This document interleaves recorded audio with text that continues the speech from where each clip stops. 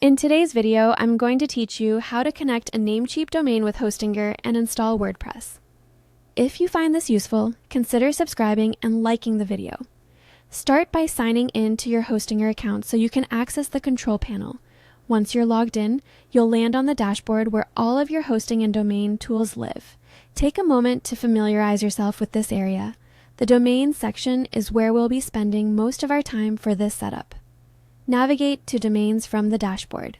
This will open up your domain management area where you can see domains connected to your Hostinger account as well as settings you can change. From here, go to the domain portfolio. The portfolio lists each domain you manage and gives you quick access to the individual domain settings. Find the domain you want to connect and click to highlight or select it. Highlighting the domain reveals additional actions and controls specific to that domain. Look for the option labeled Change Name Servers and click it.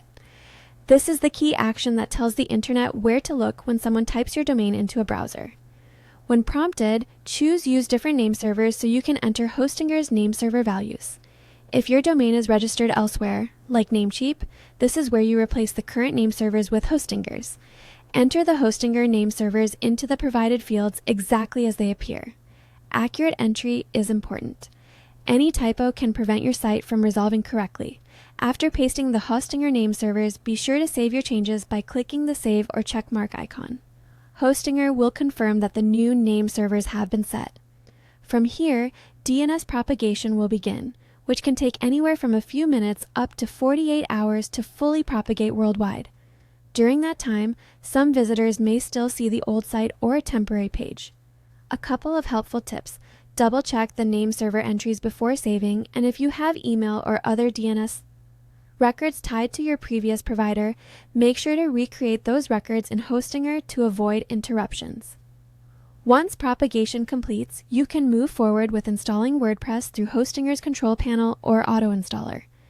That's the process for connecting your Namecheap domain to Hostinger and preparing to install WordPress. Follow each screen carefully and allow time for propagation. Thanks for watching, and if this walkthrough helped, please subscribe and like the video.